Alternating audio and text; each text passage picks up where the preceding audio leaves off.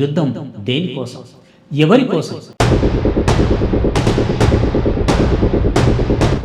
యుద్ధంతో వినాశనం, విధ్వంసం, చివరికి మిగిలేవి ఇవే.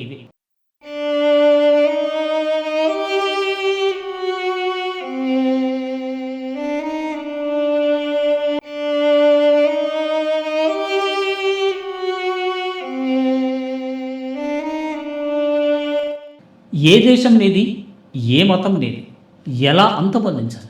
ఇవేనా మనిషి అడిగేటటువంటి ప్రశ్నలు? ఒకరినొకరు చంపుకుంటూ పోతే చివరికి మిగిలేదేమిటి?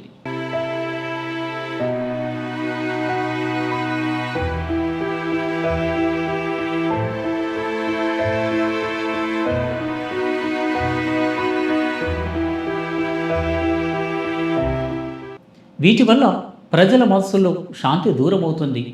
సో ఏం చేయాలి, ఎలా తలదాచుకోవాలి, ఇవే మనిషిని వేధిస్తూ ఉంటాయి. ఇప్పటికే చూసాం, ఉక్రెయిన్ రష్యా యుద్ధం, అటు ఇరాన్ ఇజ్రాయెల్ యుద్ధం, ఇజ్రాయెల్ హమాస్ మధ్య యుద్ధం. అక్కడ ఉక్రెయిన్ రష్యా మధ్య ఎప్పుడూ 2022లో మొదలైనటువంటి యుద్ధం 3.5 ఏళ్ళు దాటినా ఇప్పటికీ ఇంకా కొనసాగుతూనే ఉంది. ఇంకోవైపు 2023 అక్టోబర్ 7న ప్రారంభమైనటువంటి ఇజ్రాయెల్ హమాస్ మధ్య యుద్ధం ఇప్పటికీ కొనసాగుతూనే ఉంది. ఆప్తులు కోల్పోయి చాలామంది ఆవేదన చెందుతున్నారు. ఆ దుఃఖం అనేది తీరనిది, తరతరాలకు వెంటాడుతూనే ఉండేది. ఉదాహరణకు గాజా స్ట్రిప్ని తీసుకుంటే, అది గాజా స్ట్రిప్ అనేటటువంటి ఒక చిన్న ప్రాంతం. ఈ ప్రాంతంలో ప్రజలపైన ఇజ్రాయెల్ విరుచుకుపడింది. హమాస్ మొదట 2023 అక్టోబర్ 7న ఇజ్రాయెల్పై దాడి చేసి, రష్యా వందలాది డ్రోన్లతో ఉక్రెయిన్పై విరుచుకుపడుతోంది. ఇప్పటికే ఎన్నో భవనాలు నేలమట్టమయ్యాయి, శిథిలాలుగా మిగిలాయి. ఆ శిథిలాల గూళ్ల మధ్యనే చాలామంది తలదాచుకుంటుంటే ఎక్కడికి వెళ్లాలో తెలియక అర్థం కానటువంటి పరిస్థితి. ఇంకోవైపు గాజా స్ట్రిప్ చూడండి. గాజా స్ట్రిప్, వెస్ట్ బ్యాంక్ కలిసి ఏర్పడినటువంటివి పాలస్తీనా.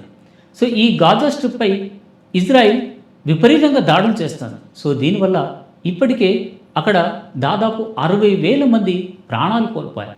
ఆ బాంబుల శబ్దానికి పుట్టే ప్రతి పిల్లాడు కూడా ఉలిక్కి పడుతున్నాడు. తిండి కోసం, నీళ్ల కోసం, ఆశ్రయం కోసం ఎన్ని కష్టాలు పడుతున్నారు. ఒక్కసారి ఆ దృశ్యాలను చూస్తేనే గుండె తరుక్కుపోతుంది. తిండి లేక, నీళ్లు లేక, కనీస వసతులు లేక వాళ్ళు పడుతున్నటువంటి నరకయాతన మామూలుగా లేదు. తిండి కోసం చాలామంది ఆస్తులు కూడా అమ్మేసుకుంటున్నారు.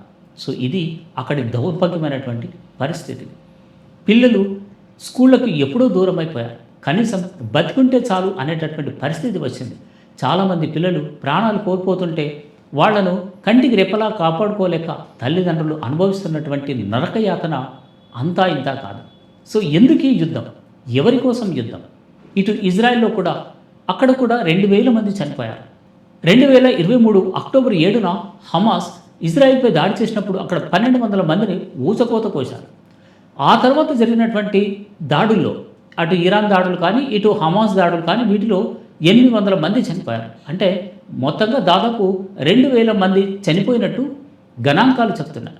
ఇటు గాజా స్ట్రిప్లో దాదాపు 60,000 మంది చనిపోయినట్టు గణాంకాలు చెప్తున్నాయి. సో చాలామంది ఆ గాజా స్ట్రిప్ నుంచి మిగతా పాలస్తీనాలోని మిగతా ప్రాంతానికి, మరికొందరు ఇతర దేశాలకు తరలి వెళ్ళారు. కానీ ఎక్కడా వెళ్ళేటటువంటి అవకాశం లేనటువంటి లక్షలాది మంది ఇప్పటికీ అక్కడ నరకయాతన అనుభవిస్తూనే ఉన్నారు.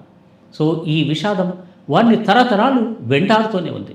అక్కడ ఇళ్ళన్నీ నేలమట్టమైపోతున్నాయి, శిథిలాల గూళ్ళుగా మారుతున్నాయి. చాలామంది తాము ఎంతో కష్టపడి కట్టుకున్న ఇళ్ళ కిందనే సజీవ సమాధి అయిపోయారు. సో ఆ ఇళ్ళు శిథిలాల గూళ్ళు చూస్తుంటే గుండె తరుక్కుపోతుంది. వాటిలో ఉండలేక, ఎక్కడ తలదాచుకోవాలో తెలియక ప్రభుత్వం ఏర్పాటు చేసినటువంటి శిబిరాల్లో తలదాచుకుంటూ నరకయాతన పడుతున్నటువంటి వారికి లెక్కే లేదు. సో కనీస మానవతా సహాయం కూడా అందనటువంటి పరిస్థితి. మరి ఇదంతా చూస్తుంటే ఈ యుద్ధం ఎవరి కోసం, ఎందుకోసం?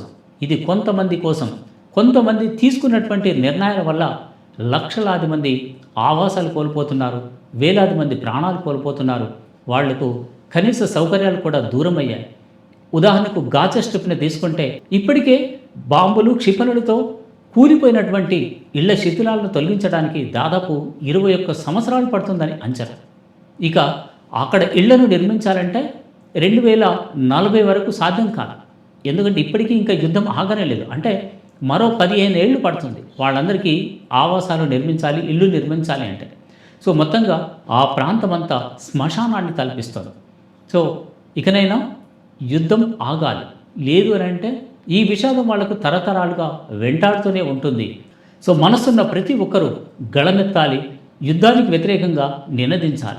యుద్ధం ఏ దేశానికి మంచిది కాదు, ఏ ప్రాంతానికి మంచిది కాదు, అది ఎవరికీ మంచిది కాదు. సో, అందుకే యుద్ధం కాదు కావాల్సింది, శాంతి కావాలి. ఆ శాంతి కోసమే ప్రతి ఒక్కరూ స్వరం పెంచాలి, మానవత్వం మంట గలవకుండా కాపాడాలి. అప్పుడే ప్రపంచం సుభిక్షంగా ఉంటుంది, శాంతియుతంగా ఉంటుంది. సమస్యలకు పరిష్కారం అనేది యుద్ధంతో లభించదు, అది కేవలం శాంతితోనే, చర్చలతోనే లభిస్తుంది. ఈ విషయం దేశాధినేతలకు తెలియంది కాదు. కాకపోతే అహం అడ్డొస్తుంది. సో, పట్టువిడుపులకు వెళ్లాల్సింది పోయి వాళ్ళు భీష్మించుకొని కూర్చుంటున్నారు. అందుకే వేలాది మంది ప్రాణాలు కోల్పోతున్నారు, లక్షలాది మంది నిరాశ్రయులవుతున్నారు. సో, ఈ మారణ హోమం ఇకనైనా ఆపాలి. సర్వే జన సుఖినో భవంతు. నమస్తే.